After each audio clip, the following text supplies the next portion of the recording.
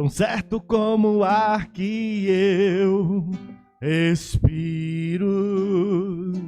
Aleluia, Jesus. Tão certo como a manhã que se levanta. Tão certo como eu te falo e posso me ouvir. Deus está aqui. Tão certo como o ar que eu respiro. Tão certo como a manhã que se levanta. Tão certo como eu te falo e posso me ouvir. Agora você declara ao Senhor: te louvarei. Eu te louvarei, Senhor, de todo meu coração. Aleluia, Jesus. Eu te louvarei, Senhor, de todo meu coração.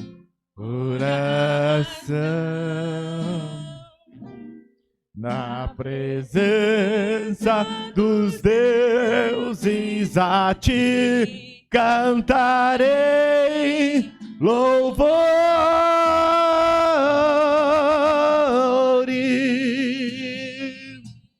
Na presença dos deuses a ti cantarei louvores.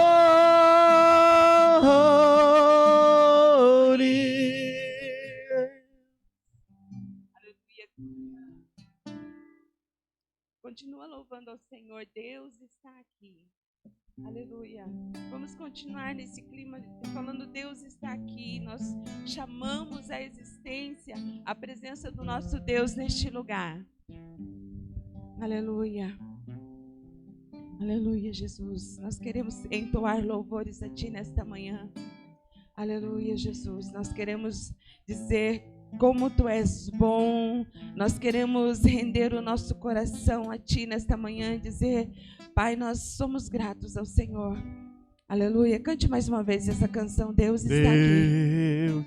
Deus está aqui. Aleluia. Tão certo como o ar que eu respiro. Tão certo como a manhã que se levanta. Tão certo como eu te falo, podes me ouvir. Novamente. Deus está aqui. Tão certo como o ar que eu respiro. Tão certo como a manhã que se levanta. Tão certo como a manhã que se levanta. Ele está aqui nesta Certo manhã. como eu te falo, Aleluia, Jesus. podes me ouvir. Então louve a Ele, cante a Ele. Eu te louvarei, Senhor. Eu te louvarei de todo o meu coração. Entrega nesta manhã, espírito, alma e corpo ao Senhor, e diz: eu te louvarei de todo o meu coração. Quando você está dizendo eu te louvarei de todo o meu coração, você está dizendo eu te louvarei de mente, eu te louvarei com entendimento, eu vou te louvar com tudo aquilo que eu tenho, eu vou te adorar com tudo aquilo que eu sou. Quando você fala eu te adorarei de todo o meu coração, você está falando eu entrego ao Senhor a minha vida completamente no teu altar. Eu rendo a ti o meu louvor, eu rendo a ti a minha adoração. Quando você fala eu vou cantar louvores em todo o tempo e de todo o meu coração eu vou entoar todo todos na vão ouvir e entender que na tua dos presença eu estou rendendo louvores, eu estou rendendo adoração ao Senhor. Cante com todo o seu coração. Eu vou louvar ao Senhor, eu vou adorar ao Senhor com toda a minha vida, com todas as minhas forças. Eu vou empenhar o meu entendimento, eu vou empenhar tudo que eu sou, eu vou empenhar toda a minha vida para isso, para entregar louvores na tua presença, para entregar a minha vida a ti, honrar ao Senhor com tudo aquilo que eu sou, honrar ao Senhor com todas as minhas posses, honrar ao Senhor com tudo aquilo que o Senhor tem dado a mim. Eu quero render ao Senhor, eu quero devolver ao Senhor este tempo.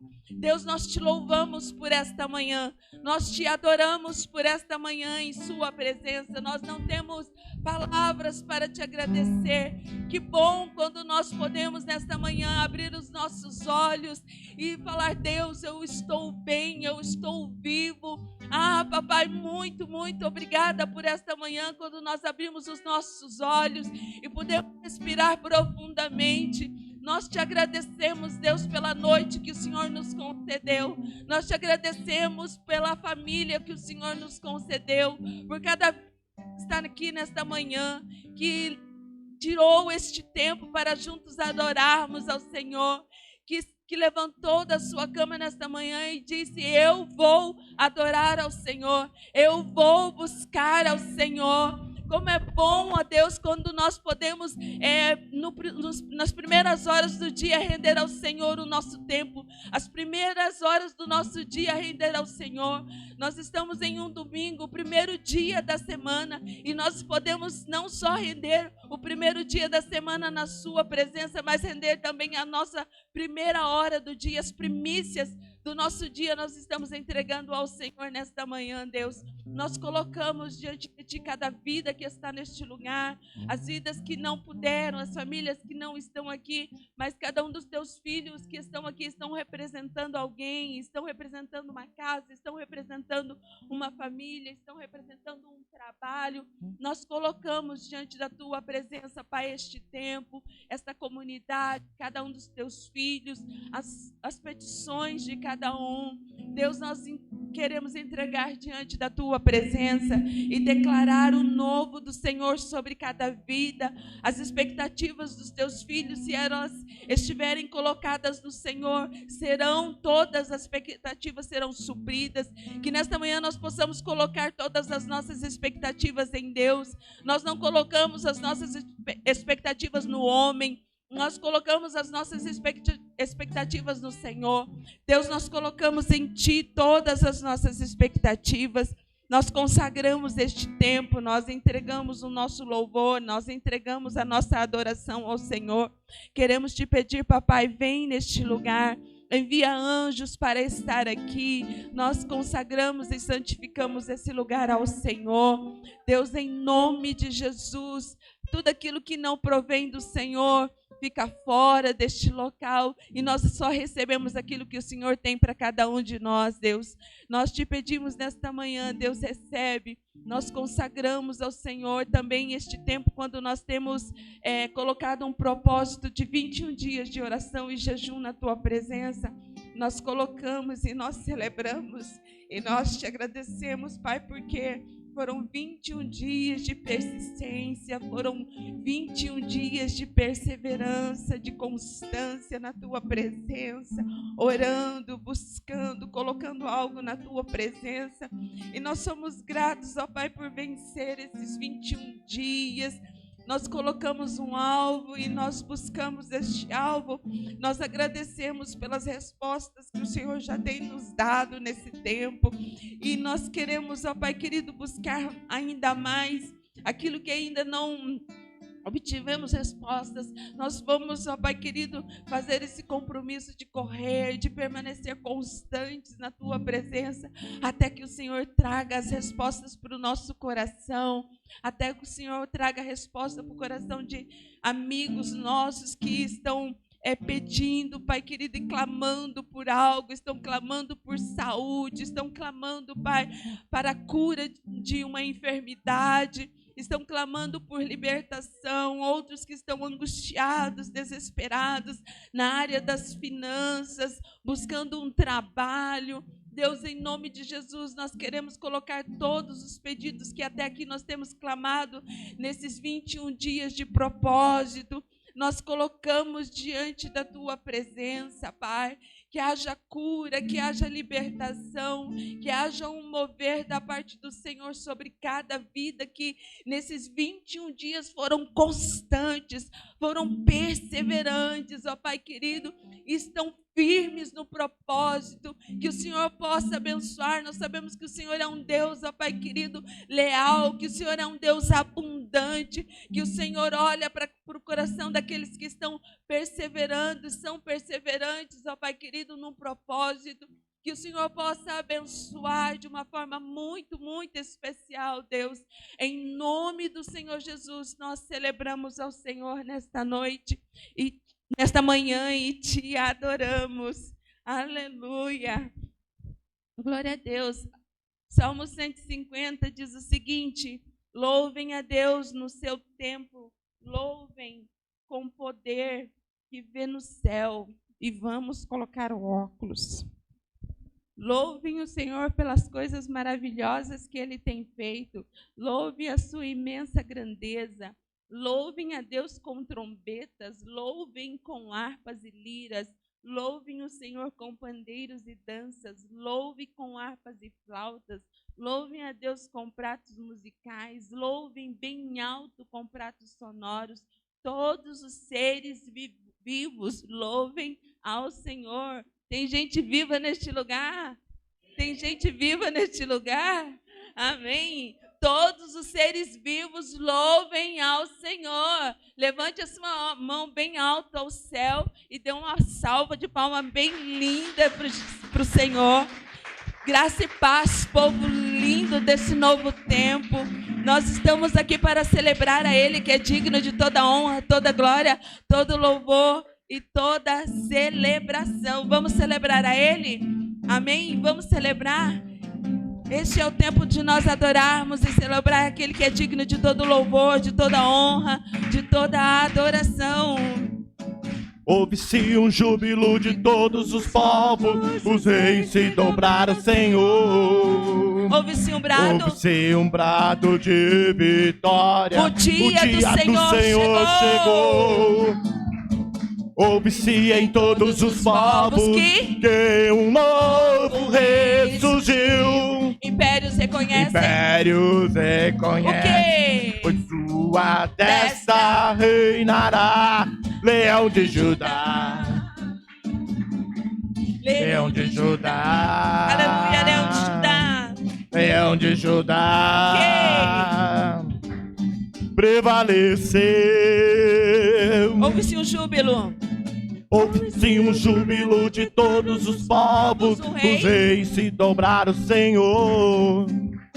Ouve-se um brado de vitória, o dia do Senhor chegou. Ouve-se em todos os povos que um novo rei surgiu. Impérios reconhecem, pois sua destra reinará. Quem ele é? Leão de Judá. Aleluia, Leão de Judá. Leão de Judá. O quê? Leão de Judá. Ele prevaleceu. E os povos virão e virão, assim hão de aprender sua lei. E a sua justiça. Pois a sua justiça é a justiça do nosso Deus que vai governar esta nação. Governará. É a justiça de Deus que vai nos governar. Ele é o Leão de Judá. Leão de Judá. Leão de Judá. Prevaleceu. Leão de Judá. Aleluia. Aleluia, o nosso Leão de Judá. Glória a Deus. Vamos cantar uma canção de adoração? A palavra diz assim que o Senhor busca aqueles que o adoram em espírito e em verdade. O que diz Evangelho de São João, capítulo 4. E o Senhor busca por aqueles que têm um coração adorador. E essa canção fala: em adoração eu me rendo a ti.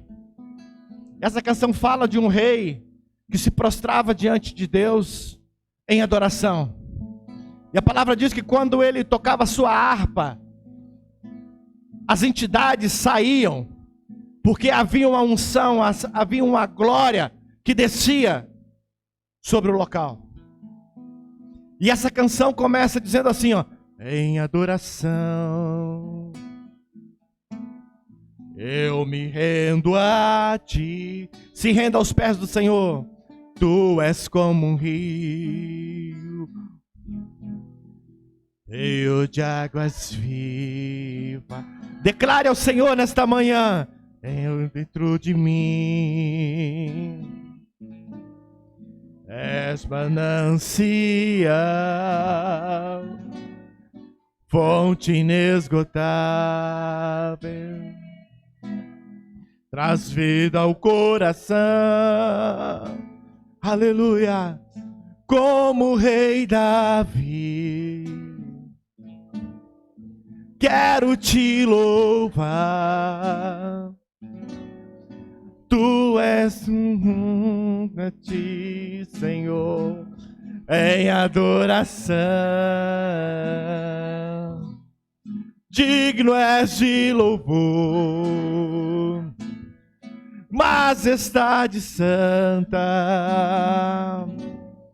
Meu prazer é te dizer: te amo, ó Senhor. Faça essa declaração nesta manhã. Em adoração eu me rendo a ti. Se renda aos pés do Senhor. Tu és como um rio, rio de águas vivas. Flui dentro de mim, flui dentro de mim. És manancial,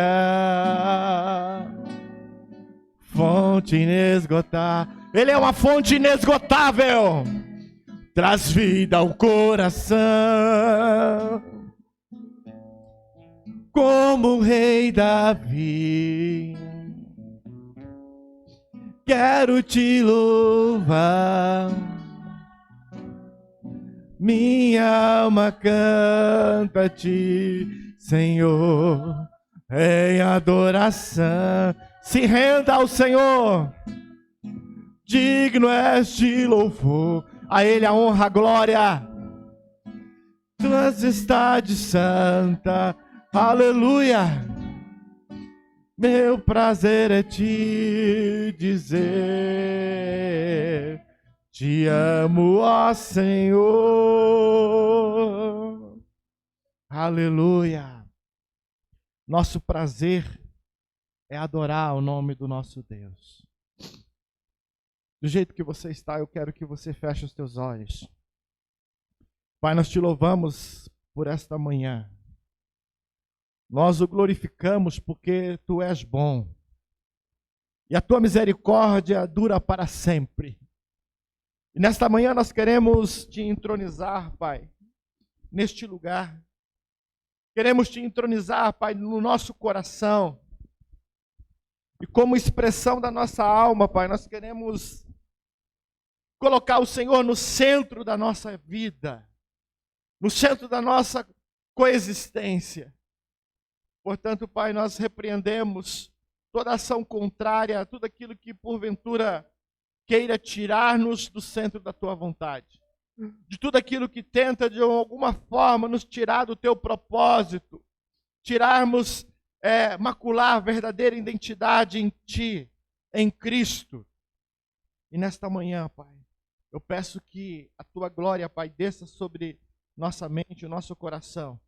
E que a tua palavra, Pai, possa provocar em nós transformação profundas, ó Pai.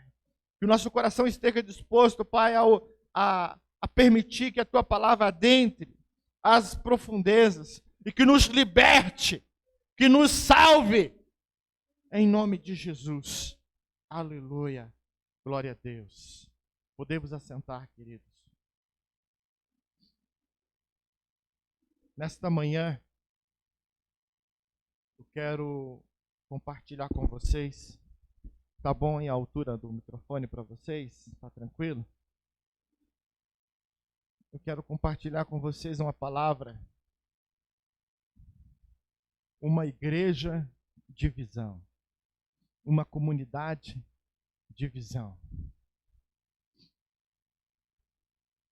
Hoje pela manhã a gente teve aqui um exemplo do que falta de visão, o que acontece quando você perde a visão. A pastora Tânia estava tentando ler um versículo e ela percebeu que as letras sumiram do celular, porque faltou visão. E todas as vezes que falta visão, a gente se perde. A gente se desorienta. A gente se desorienta. E só sabe a importância de uma visão quem perde a visão. Ou quando você percebe que a tua visão está sendo perdida ao longo do tempo. E quando você tem essa sensação, foi interessante essa semana que a Sara fez um exame e ela saiu do consultório com a lente. Com a lente com um grau corrigido. E ela saiu toda entusiasmada porque ela percebeu que clareou. Ela percebeu que trouxe nitidez. Né? E ela falou, nossa, ela entrou no carro toda. Aí vocês conhecem a Sara, como é que ela faz no escândalo, né? Ela olhava, olha, estou enxergando, minha filha, você não está enxergando. E nesta manhã eu quero falar uma igreja de visão. Uma igreja que tem uma visão. Uma comunidade que tem um propósito. Que sabe exatamente para onde caminha, por onde caminha. Sabe exatamente por onde pisa. Sabe no que está pisando. Tem a convicção do que está fazendo. A palavra do Senhor no livro de Atos, você que está com a sua Bíblia ou com o seu aplicativo, no capítulo 2, do versículo 41 a 47. E a palavra diz assim, então, os que aceitaram a palavra foram batizados. E havendo crescido naquele dia, quase 3.000 pessoas. E o versículo 42 diz assim, e perseveraram na doutrina dos apóstolos, e na comunhão, no partir do pão e nas orações. Em cada alma havia temor. E muitos prodígios e sinais eram feitos por intermédio dos apóstolos. Versículo 44. E todos os que creram estavam juntos. E todos os que creram estavam juntos. E tinha tudo em comum. E o versículo 45 diz assim. E vendiam as suas propriedades e bens, e distribuindo o produto entre todos, à medida que alguém tinha necessidade. 46. E diariamente perseveravam unânimes no templo. Partiam o pão em casa, e tomavam as suas refeições com alegria e singeleza de coração. No versículo 47. E louvando a Deus e cantando com simpatia de todo o povo. Enquanto isso, acrescentavam-lhes o Senhor, dia a dia, aqueles que iam sendo salvos.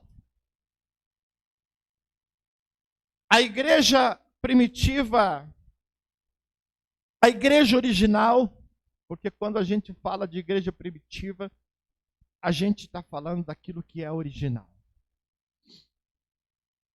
A gente só opta pelo falso quando a gente não tem condição de viver ou de experimentar o original. Mas dentro do nosso coração, sempre nós temos a expectativa de ter um produto original. A gente só abre mão da originalidade quando lhe falta recurso. Aí você vai para o pirata. Você vai para aquilo que não tem tanta qualidade. Ou não é pirata, porém não tem tanta qualidade. Mas o objetivo, o nosso desejo é sempre ter aquilo que é original. E nesta manhã eu quero falar sobre a igreja original, sobre a igreja primitiva, uma igreja pela qual nós precisamos buscar a igreja original. A igreja crescia rapidamente e necessitava de ser acompanhada às pessoas. Elas precisavam ser discipuladas. E elas precisavam receber uma visão, e esta visão ser firmada na fé em Cristo. A igreja original busca firmar-se na fé em Cristo. E essa palavra fé, ela nos desafia nos nossos dias a viver, a ter uma vida de fé, uma vida de prática de fé. Porque, queridos, muito a gente fala de fé, a gente pronuncia a palavra fé, mas pouco se vivencia a fé. Experimenta da fé. E a palavra de Deus, a igreja original, a igreja primitiva, ela experimentava, ela vivia esse discipulado. Ela vivia esse experimento da fé. E o propósito da igreja primitiva, da igreja original, era firmar as pessoas na fé em Cristo. As suas convicções em Cristo. A sua visão em Cristo. E eles aprendiam com os apóstolos a palavra de Deus, a palavra do Senhor. E eles aplicavam dia a dia. Eles aprendiam com os apóstolos e aplicava no seu dia a dia. Essa é uma outra coisa que sempre a gente também observa. As pessoas ouvem muito e praticam-se pouco. A gente exerce a filosofia do falar e nega a prática filosófica. E essa igreja primitiva, ela tinha a sua vida, em sua coexistência, a prática, o experimento. E nada vai ser mais transformador na nossa vida do que você experimentar algo poderoso. É muito bom a gente ouvir um testemunho de fé, mas é melhor observar, experimentar, vivenciar um milagre. Não é verdade? Quando a gente experimenta o milagre, você fala, uau. É diferente de você simplesmente ouvir. Você experimentou. Então, os discípulos, a igreja, a comunidade, ela ouvia e ela praticava, ela tinha um experimento. E esse processo de ouvir e o processo de experimentar, acontece uma transformação poderosa. Acontece uma transformação poderosa. E o texto continua dizendo que e quando eles partiam o pão, estavam tendo o quê? Uma comunhão íntima entre eles. Ontem a gente teve aqui um tempo de comunhão, um tempo de partilha. Quem está me ligando uma hora dessa, né? Alguém sai lá fora e a Dani. Eu não sei o que está acontecendo. Será que está no portão? Então, é o momento de eles partiam o pão, tendo comunhão íntima um com os outros, entre as pessoas. E ontem nós aqui podemos ter um tempo de compartilhamento, de comunhão, onde as pessoas puderam expressar suas qualidades, onde as pessoas puderam expressar também as suas dificuldades, limitações, né? E cada um pôde expressar. E você passou a conhecer o seu irmão em áreas que você talvez não imaginava. Por quê? A gente tem por tendência olhar para as pessoas e ter um padrão de gente. Ou achar que o Sérgio é de uma forma.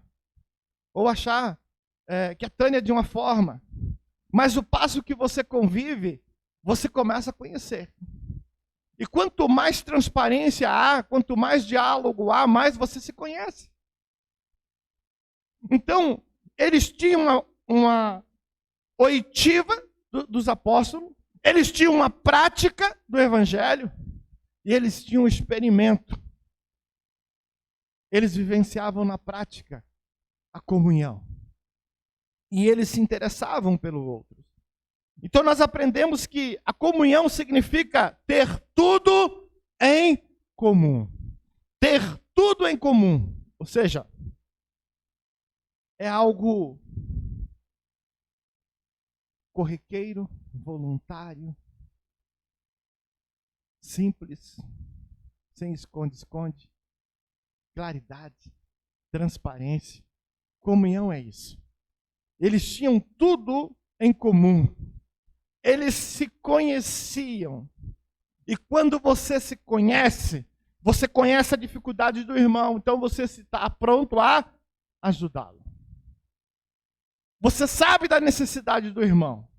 Você conhece. Você sabe também das potencialidades dele. E você conta com essa potencialidade. Então isso é ter tudo em comum. É você ter o corpo, o todo fortalecido. Fortalecido no Senhor. Agora, nós estamos vivendo, queridos, em um mundo onde a individualidade, onde a independência, ela é fortemente ensinada. Ela é ensinada nas suas escolas, nas escolas, nas mídias televisivas. Você percebe a individualidade nos cursos, nos treinamentos. Eles treinam o quê? Uma mentalidade moderna, onde tudo serve para que você se destaque, para que você floresça. Busca centralidade no seu eu.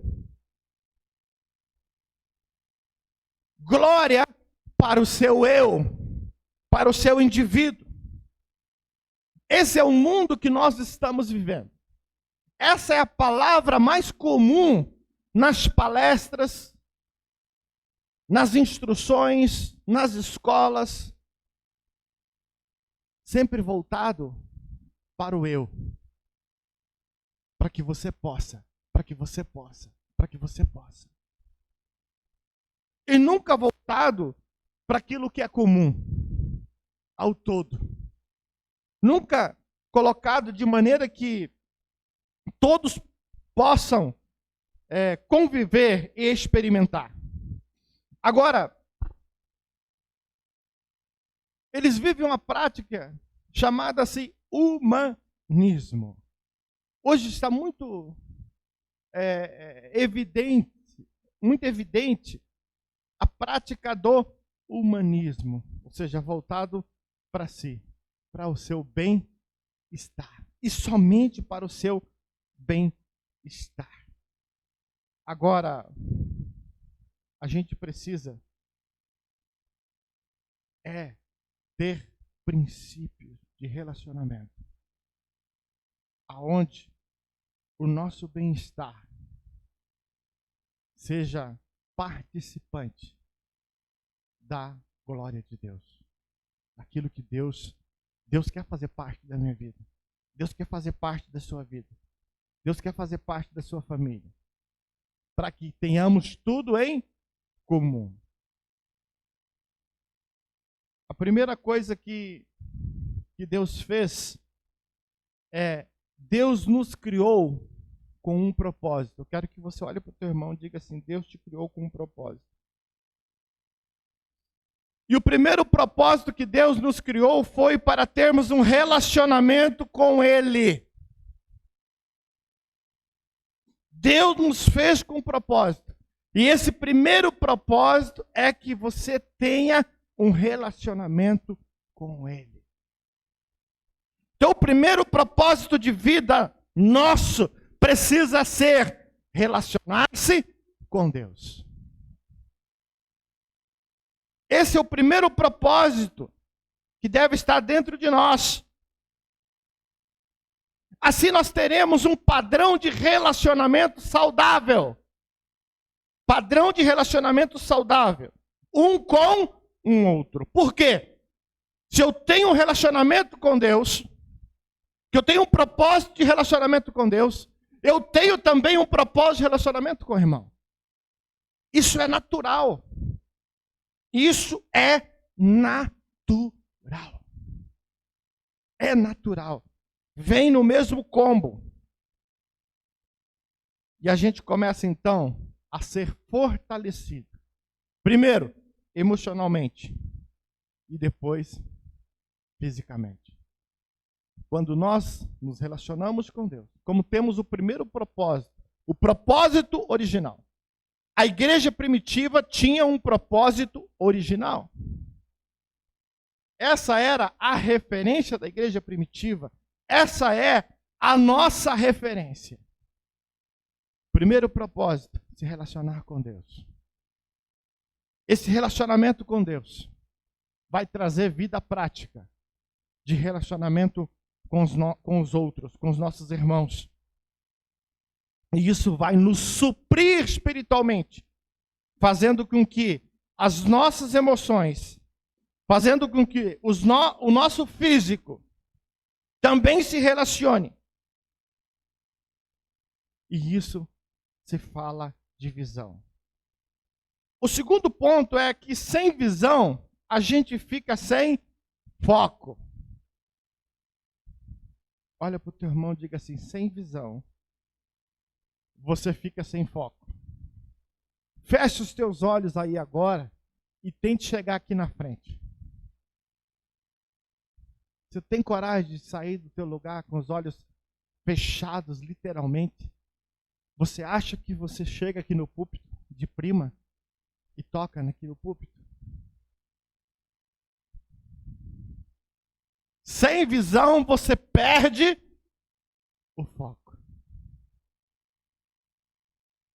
Você pode até tentar sair daí, dar alguns passos, porém, a chance de você acertar as laterais. E digo mais, às vezes acerta até a cabeça onde não deve, no lugar mais difícil. Por quê? Porque não tem foco. Falta de visão causa falta de foco. Tira-nos do foco. A falta de visão tira-nos do propósito.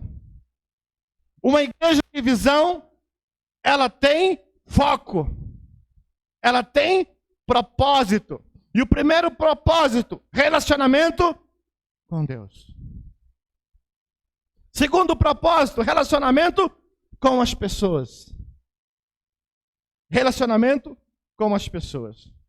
No livro de Provérbios, capítulo 29, versículo 18, diz assim: sem visão o povo corrompe. Sem visão o povo corrompe. Porque não tem um foco. Ou seja, se eu não tenho uma visão clara, então eu vou me corromper. O pecado só adentra na vida das pessoas por falta de visão. Porque não tem um foco. Se o foco é sair da onde você está e chegar aqui no púlpito, no altar, e você tem essa visão clara de onde o púlpito está, então você se dirige para o foco. Porque você está enxergando o púlpito. Quando falamos de visão espiritual, quando falamos de igreja, de comunidade, precisamos ter uma visão para se ter um foco, para permanecer no foco. Aleluia. Sem visão, o povo perece. Muitas pessoas, queridos, morrem espiritualmente porque elas não têm visão. Muitas pessoas boas morrem espiritualmente por falta de visão. E quando a gente fala de falta de visão, existem coisas que a gente não quer ver.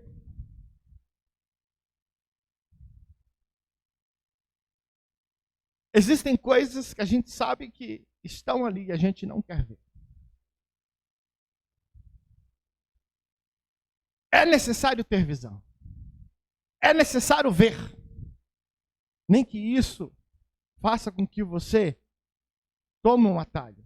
O teu objetivo é chegar ao púlpito, mas existe aqui algo horrível no meio do caminho que você enxergou. Mas o teu alvo, o teu objetivo é chegar. Você está enxergando o alvo, porém está enxergando também o obstáculo. E simplesmente você vai criar uma rota de passagem. Porém, você está focado no objetivo. No objetivo. Primeiramente, o propósito com Deus. Existem pessoas que não têm visão. E quando você não tem visão, você sai à deriva. A gente sai o quê? Tentando apalpar. A gente quer ter o mínimo de uma certeza, de uma convicção. Aonde eu estou tocando? E eu crio na minha mente um destino, um alvo. E eu vou. Achando que estou indo. Alguns experimentos é interessante. A pessoa sai totalmente aleatória, né? Acha que está num determinado lugar. Existem muitas pessoas que estão fazendo o que é errado, achando que está certo. Porque dentro dela, ela está no alvo correto, no destino correto, na direção correta. Mas pela falta de visão, ela tomou outro destino. Então eu não quero suscitar aqui um espírito de julgamento, mas trazendo claridade e entendimento ao seu coração nesta manhã. De que nós precisamos ter visão do céu, direcionamento de propósito em Deus, para que você esteja na rota certa. Para que você esteja no propósito certo. Quando a gente fala de igreja original, que é a nossa referência, é justamente para estarmos no propósito correto. Para estarmos no foco correto, na visão correta, na direção correta e no alvo certo, no caminho certo. Deus quer nos dar uma visão ampla, uma visão de foco ampliada. Que você simplesmente não vai enxergar simplesmente o púlpito, mas você já vem enxergando as laterais. Você consegue visualizar o púlpito, mas você também visualiza essas caixas. Você consegue visualizar o data show. Porém, existe um alvo, um objetivo. Esta é a visão que Deus quer nos dar espiritualmente. Quando a gente tem esta visão plena, ampliada, você se sente seguro onde você está. Porque você não percebe nenhum risco nesse ambiente.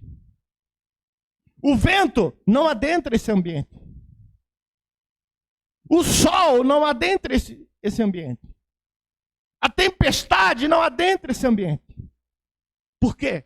Você está conseguindo visualizar os muros à sua volta.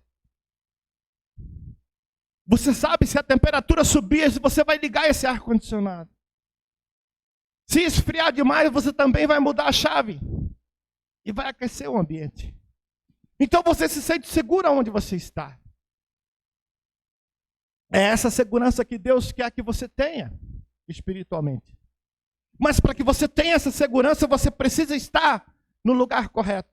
Você precisa ter a visão correta do reino espiritual para que você se oriente e se sinta seguro. Esse é o propósito original de Deus para conosco. Esse é o propósito original de Deus para o homem. Quando ele fala que Deus nos fez para ter um relacionamento com Ele, é para nos dar segurança. É para nos dar um destino correto e original.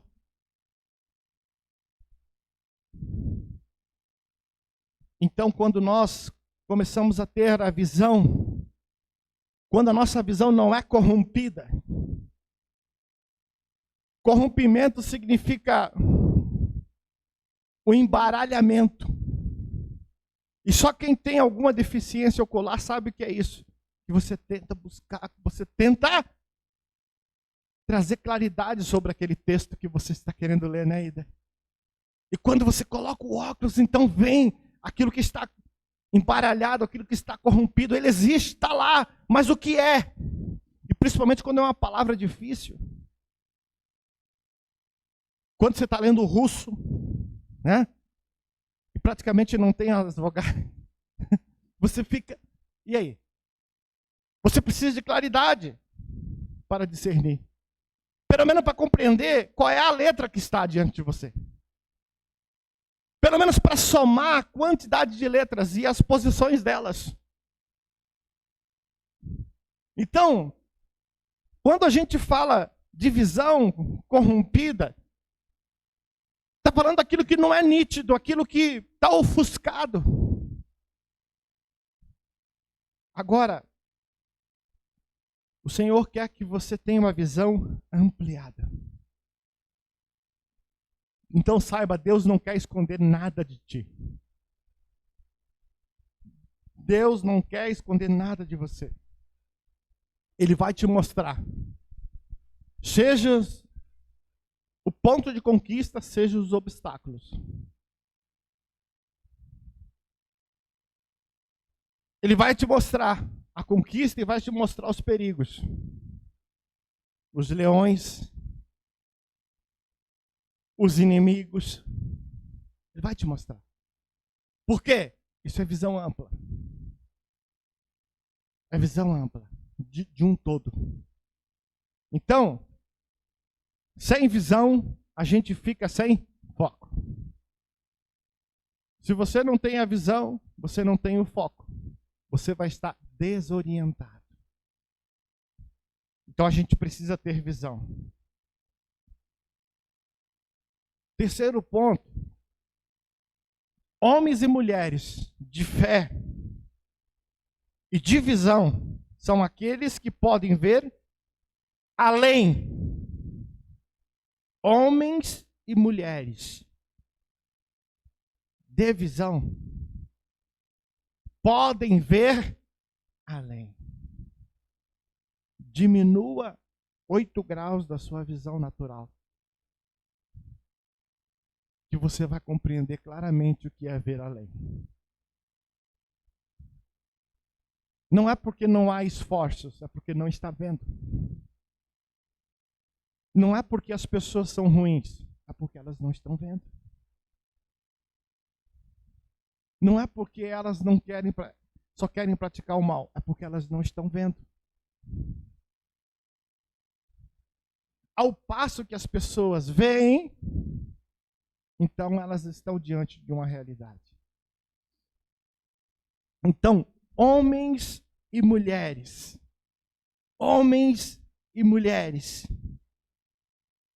de fé e de visão são aqueles que podem ver além. O que é que faz você ver além? O primeiro quesito é Fé é o quê? É expectativa. Eu quero. Eu vou ver além. Eu preciso ter a visão. Eu preciso ter fé.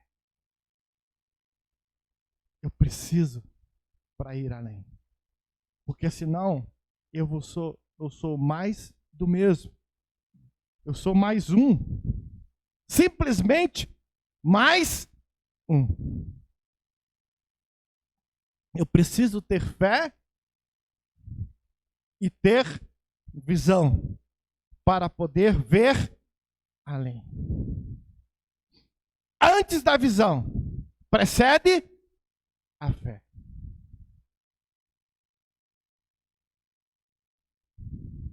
Para querer ver além, eu preciso almejar ver além.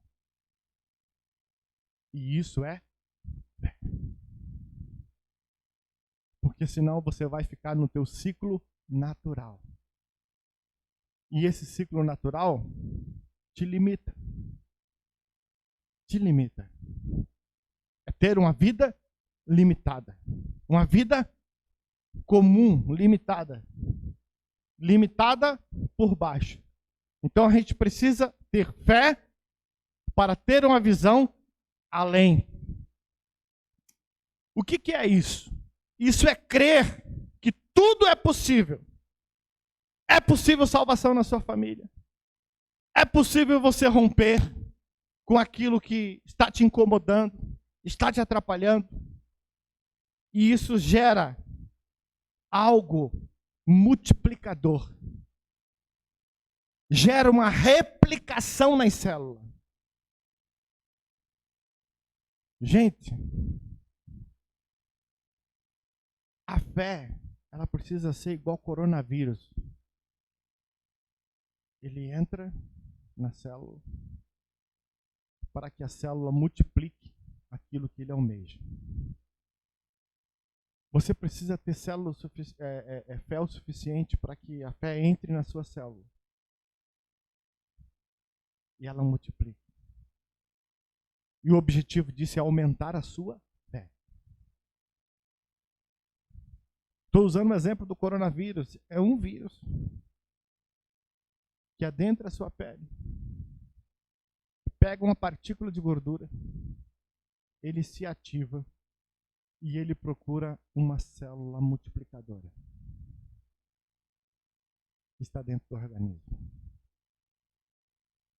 Você só precisa ter fé. Para que adentre você. Para que adentre a sua estrutura, as tuas células. Para que ele replique a fé. Para que você viva uma vida de fé. E ela replica em séries. Então significa que quando eu começo a ter um experimento de fé, não se para no primeiro experimento, começa a vir o segundo, o terceiro, o quarto experimento. E você começa a ter uma prática de fé. Uma vida de fé. Porque há umas réplicas. É algo que é replicado. A vida de fé é uma vida replicada. E ela precisa da tua estrutura. Há uma canção que a gente canta, mexe com minha estrutura. Que mexa com as nossas estruturas. Que mexa com as nossas estruturas. Eu quero dizer para você que Deus quer, nesta geração, células multiplicadoras. Que o teu organismo tenha células multiplicadoras espirituais. Para que a fé adentre essa célula multiplicadora. E você comece a viver, a experimentar um outro nível. Quando a palavra de Deus fala acerca de fazer discípulo, no sentido do desafio de alcançar as novas gerações. Quando a palavra fala acerca de fazer discípulo, está relacionado no desafio de alcançar as novas gerações. E no poder de prosperar no meio de uma crise de milagres. Prosperar no meio de uma crise de milagres. Porque é a fé que provoca milagres. É a fé que provoca milagres. E o que mais se tem é pessoas desprovidas de fé. Aonde já não se tem mais fé de que Deus pode agir e transformar uma pessoa. Que Deus pode adentrar e curar uma pessoa. E libertar uma pessoa. Há um tempo de crise nesse sentido. E quando a gente volta para a igreja original, para a igreja primitiva, eles viviam. Eles experimentaram essas verdades. O quarto ponto. Quando Deus encontrar alguém sensível,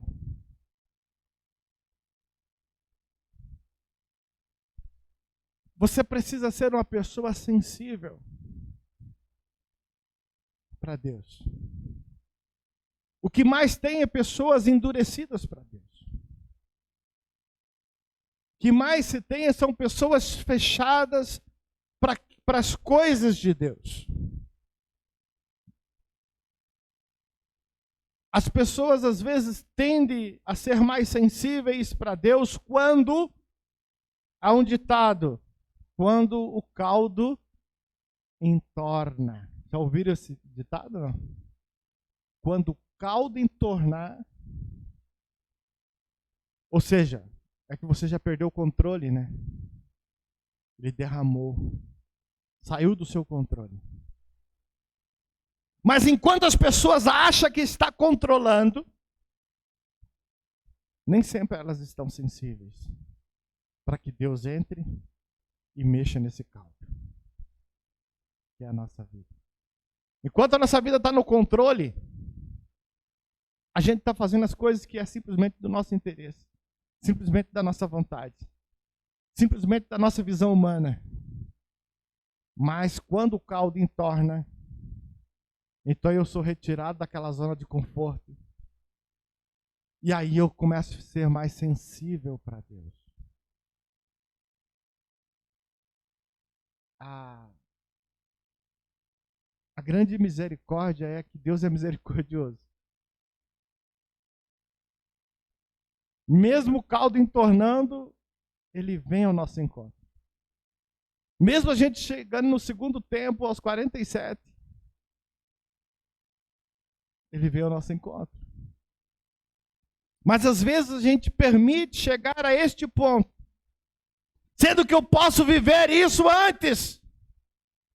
Eu posso experimentar dessa vida abundante de Deus antecipadamente. E esse caldo não precisa entornar. Não precisa se derramar. A gente precisa compreender que a humanidade está mais preocupada com as pessoas, o que as pessoas recebem dele, do que com a unção que Deus tem para elas. As pessoas querem mais receber coisas materiais do que a unção de Deus, a graça de Deus, o discernimento de Deus, uma vida de Deus. As pessoas estão mais interessadas por aquilo que Deus pode dar do que a presença dEle, do que o relacionamento com Ele.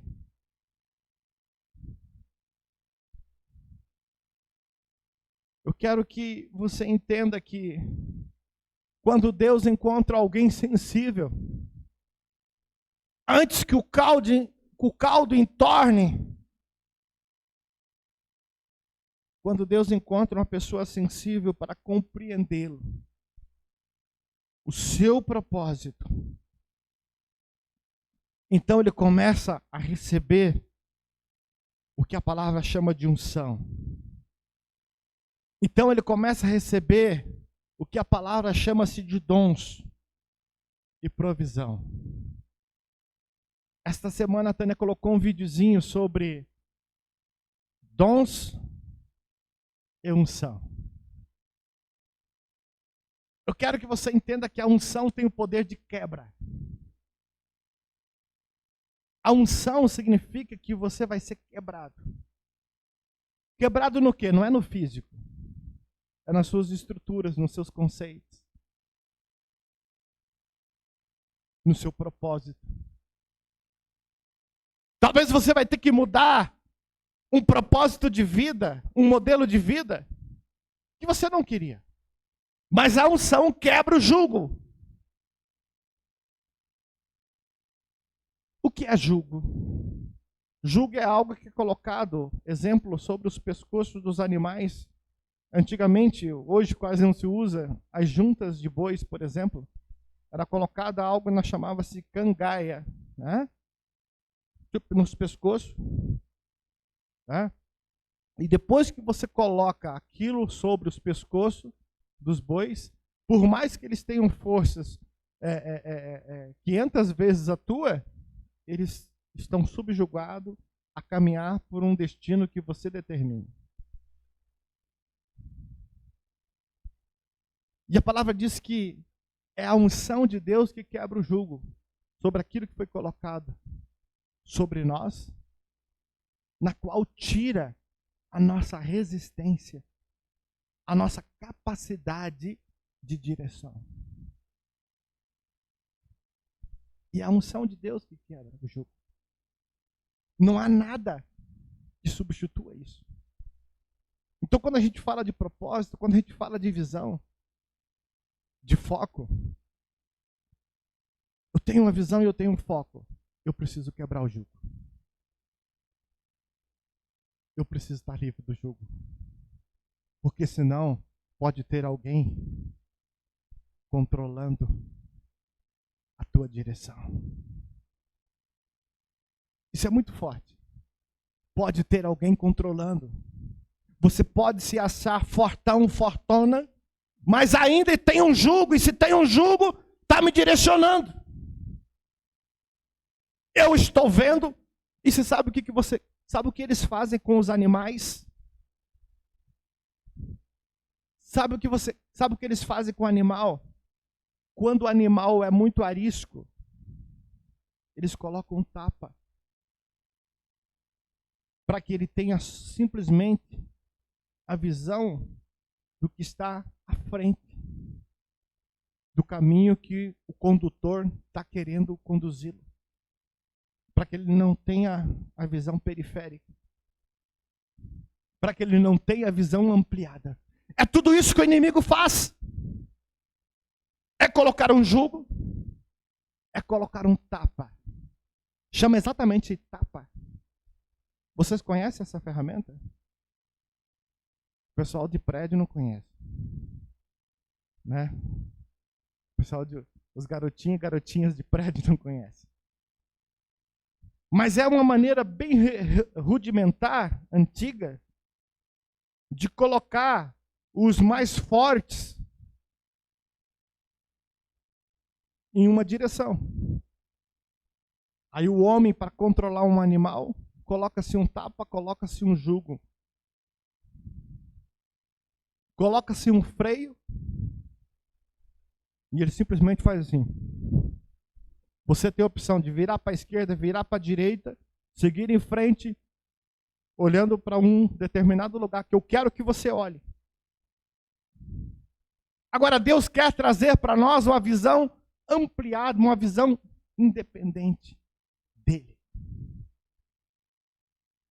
E para que eu tenha foco, para que eu tenha visão, eu preciso quebrar o jugo. E eu só quebro o jugo com a unção de Deus. Quando eu recebo a unção de Deus na minha vida. Quando a unção, a graça de Deus vem sobre a tua vida, então quebra o jugo. Quebra aquilo que foi colocado com o propósito de te direcionar simplesmente para um lugar. E geralmente não é o bom lugar. Geralmente não é um excelente foco. Eu preciso ter foco em Deus. Então, quando Deus encontra uma mulher e um homem sensível, antes que o caldo entorne, ele adentra o nosso coração e ele recebe unção. A unção para quê? Para quebrar o jugo. Ele recebe poder, porque depois que quebra o jugo, então você recebe um revestimento de autoridade. Porque agora você tem visão ampla. Então você recebe poder. Eu quero que você entenda que o poder precede a unção. Primeiro eu preciso quebrar o jugo que está sobre mim, para que eu receba poder. Porque eu vou fazer a coisa certa. As pessoas querem o poder antes, porque elas querem fazer coisas. Mas primeiro, eu preciso quebrar o jugo. E quebrar o jugo é receber a unção de Deus. Para que você receba os dons, a gente quer os dons, porque os dons são a manifestação. Quem aqui não quer receber o dom de cura? Que você levante a mão para as pessoas e elas são curadas instantaneamente. Ei, mas é para a glória de quem? Se eu tenho o jugo quebrado. Deus já desceu sobre mim e quebrou o jugo. Eu já experimentei o poder dele na minha vida. E eu sei que é para a honra e glória dele. Então vem o dom. E isso não me corrompe. Porque eu entendo que é uma dádiva de Deus na minha vida, na sua vida. Porque primeiro, a minha estrutura foi mexida pela unção. O jugo que estava sobre mim foi quebrado. Houve libertação profunda em mim. Então eu consigo agora ter uma visão ampla. Eu consigo ver além. Eu consigo ver coisa que o outro não vê. Porque ele ainda está com a sua visão atrofiada, limitada. Uma igreja de visão é uma igreja de propósito. Existe uma conquista pessoal e existe uma conquista como corpo, como estrutura. E o quinto ponto, querido, Deus, Ele primeiramente nos processa e muda a nossa natureza para que possamos ser parecidos com Cristo. Quantos aqui conhecem um processador?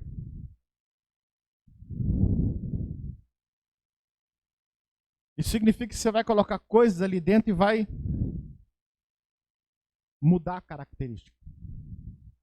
Depois que você jogou e que você apertou o play, ele não é a mesma coisa. Evangelho sem mudança não é evangelho. Vida cristã sem transformação não é vida cristã.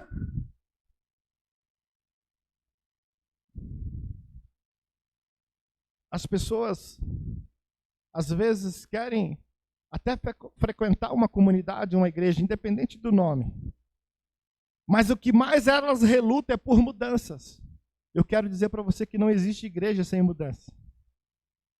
Sem processador, sem processamento. E dentro do processador depende do que você quer fazer. Se é vitamina, você bota leite, bota abacate, melancia, melão e aquilo misturar. Eu quero que você entenda que você precisa misturar com Deus. Para que você adentre a essência de Deus. Para que você seja algo palatável. Porque na sua natureza normal, você é meio chuchu. Sem paladar, sem sabor. Um chuchu, se você coloca azeite, ele fica com sabor de azeite. Se você bota sal, ele fica com sal. Açúcar, ele fica chuchu doce. E existem muitas pessoas chuchu.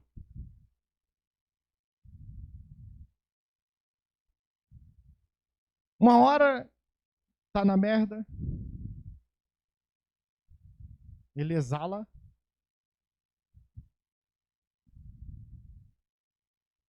De repente ele encontra um na unção e ele meio que agora vai.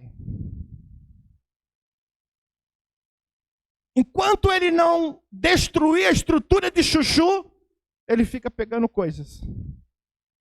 Agora, o dia que ele foi processado, quebrado,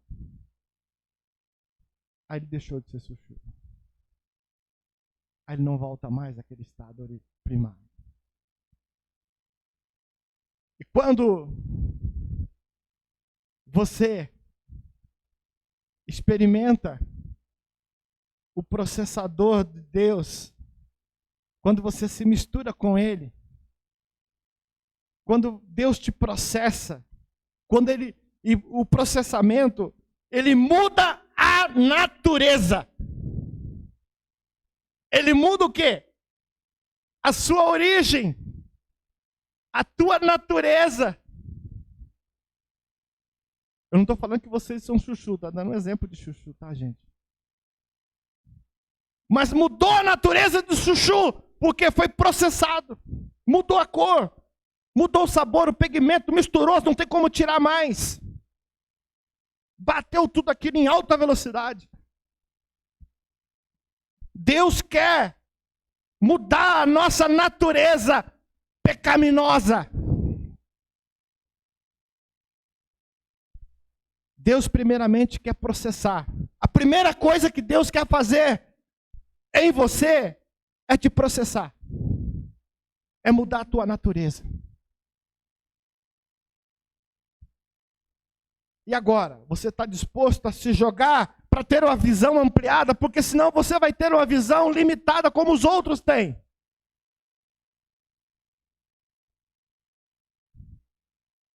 Para que nós possamos ser parecidos com Cristo. Uau! Quantos querem ser parecidos com Cristo nesta manhã? Então você vai ter que se jogar dentro do processador. Eu vou me jogar dentro desse processador. Ah, pode doer? Claro, existem coisas que para ser arrancada de nós, para ser quebrada em nós, às vezes nos marca, nos dói, sim. Porque é um processo de rompimento, né? Isso gera dores, medo, fadiga. Deus quer nos processar para que nós possamos ser parecidos com Ele, para que você tenha o sabor dele, para que você tenha o cheiro dele, para que você tenha as características dele, para que assim você possa reproduzir. Eu quero que você entenda isso. Todo esse processo é para que você possa reproduzir. Mas reproduzir de forma correta. Olha só.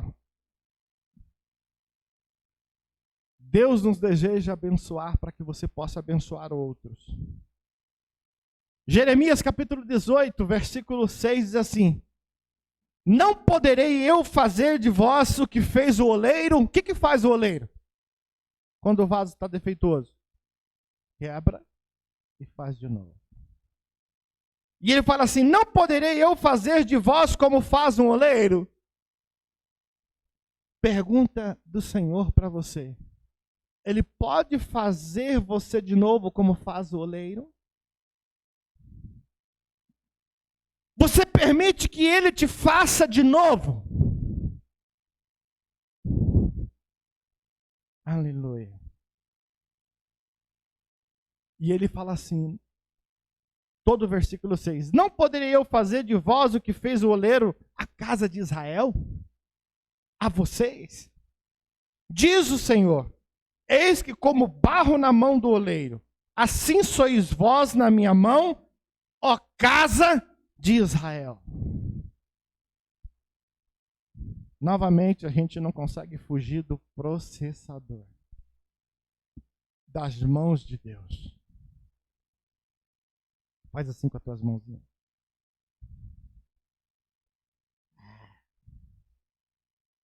Deus quer te pegar.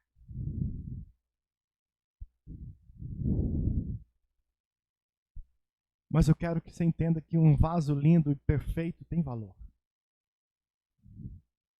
Vaso ocupa lugar de destaque nas casas. Ele é um ornamento. Você é um ornamento de Deus na terra. E essa perfeição é Deus quem faz.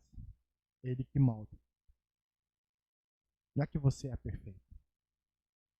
É que quando você se sujeita a esse processo, é Ele que vai te moldar. E cada um Deus molda numa característica diferente. Os vasos não são iguais. Imagine se todos os vasos fossem desse formato.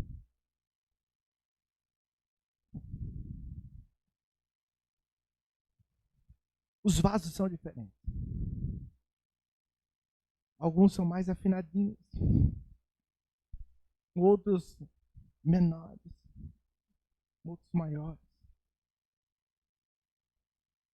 Mas o importante é que você seja moldado por Deus.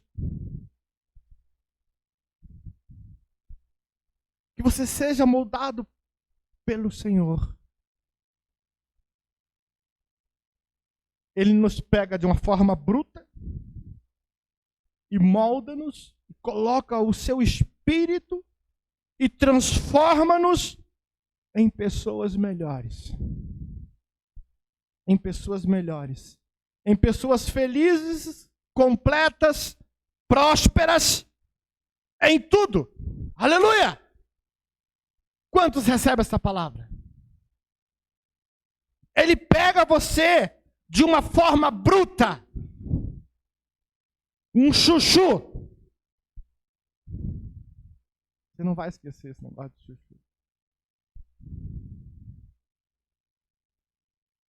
E saiba, toda vez que você aproxima de algo, se ele não mudou a tua natureza, você continua sendo chuchu. Você vai pegar uma pessoa sem Cristo, sem a transformação de Deus, ela é chuchu. Aonde ela está, ela pega. Então, se ela está lá na rua, ela pega as coisas da rua. Na faculdade, pega as coisas da faculdade. Vem para a igreja, pega as coisas da igreja. Mas saiu, dura 24 horas. E quanto a natureza não for transformada, é pessoa chuchu. Então a gente precisa passar pelo processo de transformação, onde o barro precisa ser amassado. Ou vou tirar essas beiradas aqui. Vai ter que ser tirado. Porque senão não vai ficar na modelagem certa. Deus tem uma modelagem certa. Deus tem uma roupagem certa. Uma roupagem certa para mim. Uma roupagem certa para você. E o sexto ponto. Deus nos dá primeiro as coisas eternas. Quero que você entenda isso. Deus primeiro nos dá as coisas eternas. Quando nós recebemos algo de Deus, nos tornamos canais de Deus, nós estamos recebendo e sendo levado à eternidade. São coisas espirituais. Isso Deus fala que Deus é o quê? Amor. Deus dá a sua graça. Deus dá a sua salvação. Nós estamos falando de vida eterna. A primeira coisa que Deus nos dá são coisas eternas. Sétimo e último ponto.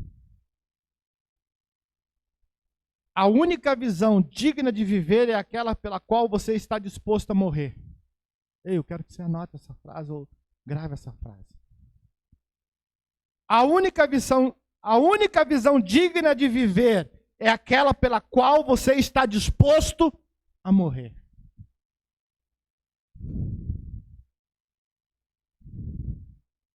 Você fala, uau, que loucura, que coisa forte. Mas é uma verdade.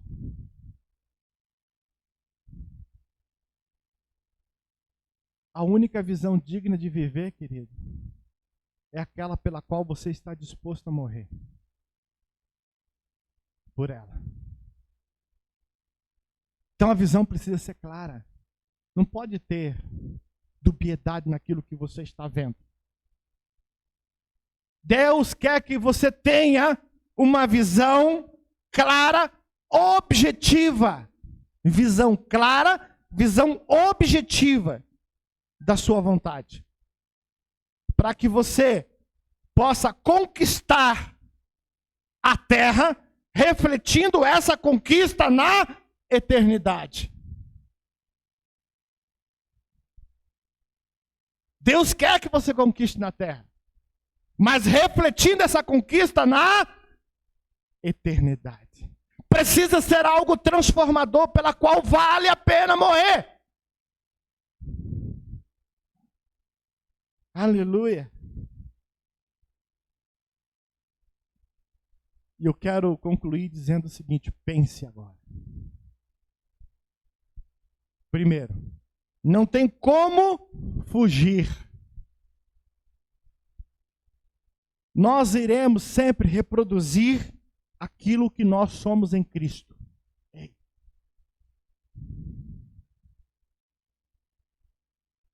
Pense. Você só vai reproduzir aquilo que você é em Cristo. Se você não for nada em Cristo, você vai reproduzir nada de Deus. Você precisa estar misturado com Deus para reproduzir Deus. E Deus tem uma alegria imensa ver você reproduzindo Ele na vida de outros. Na nossa sociedade. Vamos reproduzir aquilo que Cristo fez em nós. Aleluia. Vamos reproduzir aquilo que Cristo transformou em nós, nos fez de novo. Eu aceitei o processo, Ele me amassou, Ele me moldou, Ele mudou a minha natureza. Agora eu posso reproduzir aquilo que Ele fez. Então agora já não mais há corrupção, porque foi Ele que me fez, Ele que me moldou, foi Ele que me gerou, Ele que me fez de novo. Tudo aquilo que o pecado impregnou em mim, Ele me purificou, Ele me perdoou, Ele me libertou. E eu vou reproduzir aquilo que Cristo fez em mim. Que você possa reproduzir aquilo que Cristo fez, ou que Cristo vai fazer ainda na sua vida. Eu quero que você saiba que isso vai fazer uma diferença na minha vida. Isso vai fazer uma diferença na sua vida. Isso vai fazer uma diferença na vida das pessoas ao seu redor, ao meu redor. Isso vai fazer diferença na vida das pessoas. Em Cristo, nós somos filhos salvos por Deus. Nós somos herdeiros, portadores de uma luz, portadores de uma palavra, portadores de uma unção, portador de um poder dado por Ele, para proclamar a boa notícia. Para quê? Para proclamar uma boa notícia. Você é uma pessoa portadora de uma boa notícia. Porque amar você deixa para os outros. Porque sempre tem um falando mal. Então você é um portador de uma boa notícia. Há uma tragédia aqui. Então eu vou profetizar sobre essa tragédia, a restauração. Há uma enfermidade aqui. Então eu vou repreender essa enfermidade. Você é um portador de boa notícia. Você precisa reproduzir aquilo que você é em Deus. Você precisa replicar Cristo, Deus. E esta é a missão. para que você alcance a todos que creem. Então, sobre o nosso tema de hoje, uma igreja de visão. Nós, como comunidade, precisamos ter esta visão. Ter a unção, ter o poder, ter a visão. De que o nosso propósito, primeiro, Deus. Aceitar o processo da transformação. Receber uma identidade. Ter uma visão. Um alvo. Um alvo que você esteja disposto a morrer por ele. Em todos os aspectos da tua vida. E a primeira característica é viver o espiritual. Porque é ele que nos dá a visão ampla. Para que você consiga enxergar. Sem limites. Sem limitação. Sem julgo. Sem tapa. Que você tenha uma vida plena. Quero que nesta manhã você coloque-se em pé. E juntos vamos orar. Gratos a Deus por essa oportunidade que Ele tem nos dado nesta manhã de refletirmos um pouquinho sobre a igreja primitiva, a igreja original. Feche os teus olhos, Pai, nós te louvamos, nós te bendizemos, Pai, nesta manhã. Obrigado, Deus, por ter nos dado uma visão correta, Pai, da tua palavra. Obrigado por quebrar o nosso jugo. Obrigado por colocar sobre nós a autoridade e poder, Pai. Obrigado, Senhor. E nesta noite, nesta manhã, Pai, nós aceitamos o processo. O processo da moldagem que o Senhor quer gerar em nós. E nós queremos estar dispostos, ó Pai, a lutar por uma visão, por uma missão, que é replicar aquilo que o Senhor é em nós, na vida do outro. Obrigado por cada um, Pai, que escolheu este lugar para estar nesta manhã. Tu conheces os desafios dos teus filhos e filhas, e aqueles que nos assistem, Pai, pelo YouTube. Que a graça do Senhor, Pai, a abundância de Deus venha sobre eles. Que a tua unção, Pai, que quebra todo jugo, venha sobre eles. É em nome de Jesus. É que nós oramos e agradecemos. Obrigado, querido, pela tua presença.